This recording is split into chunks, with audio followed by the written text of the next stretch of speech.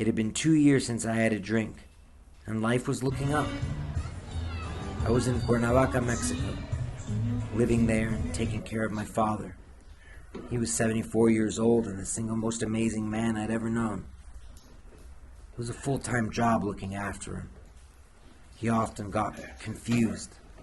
Sometimes he didn't know where he was or even when he was. It was as if he were slipping in and out of time in his own brain, traveling through his own memories, living moments of his life. In a way, I envied my father. The Mexico he experienced in his mind was a Mexico that had disappeared almost entirely from reality. In its place, a new world had risen up, one he would not have recognized as his own even if his mind were clear. Cuernavaca had not been spared the country's drug violence.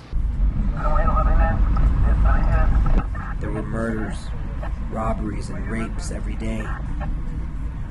I went to my meetings in the Centro, just a few blocks from the Palacio de Cortés. The local group of Alcohólicos Anónimos contained the only real friends I had left in the country. Twice a week at 6:30 in the afternoon, I'd attend my meetings and then take a stroll around the center of town. Cuernavaca is one of the most colorful cities I've ever been to.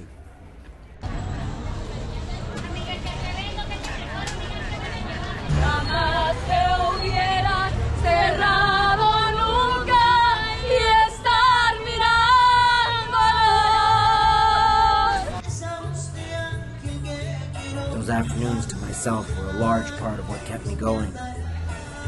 It was on one such afternoon that I met the woman in the yellow bandana.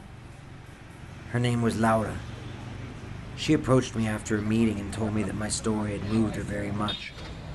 She'd beautiful, caramel-colored skin, long black hair, and impossibly dark eyes that seemed to draw me into a trance. I'd not realized how intensely lonely I'd been until that moment. Soon, I lived only for our walks together. We began seeing each other daily. I felt guilty leaving my father alone, but I couldn't help myself. Seeing Laura was the only thing that brought me any real joy.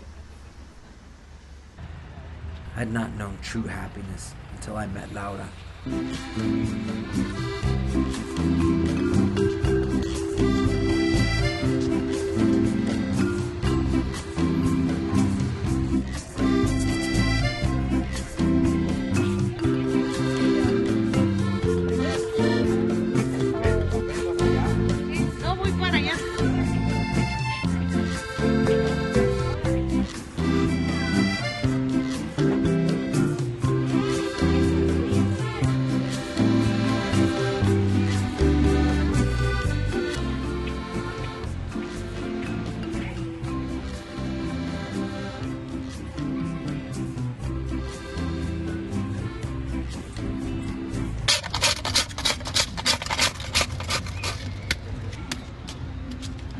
Yes, the mango flavoring. Oh, the bees are getting on it. Gracias. Y gracias por dejarnos hacer nuestra... Gracias a usted, que vaya bien. Gracias.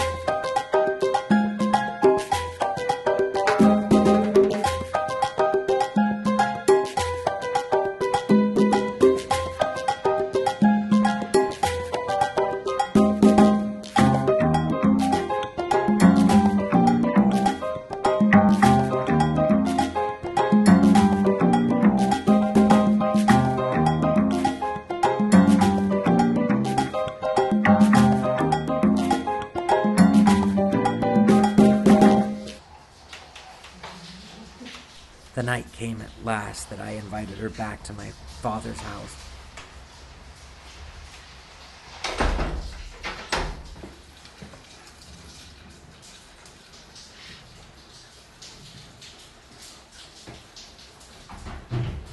We made love sweetly and quietly, careful not to wake him.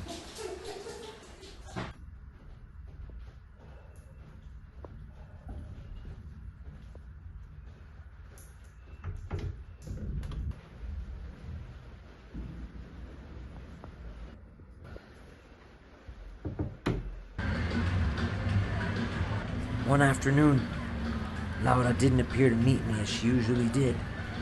I paced nervously beneath the hulking shadow of the Palacio de Cortés, and then in a flash of horror I thought of my father. I began to run as fast as my legs would carry me. When I returned, I found the great wooden front door of my house, my father's house, forcibly open.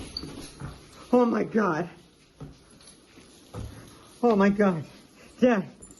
Dad. Dad. Dad.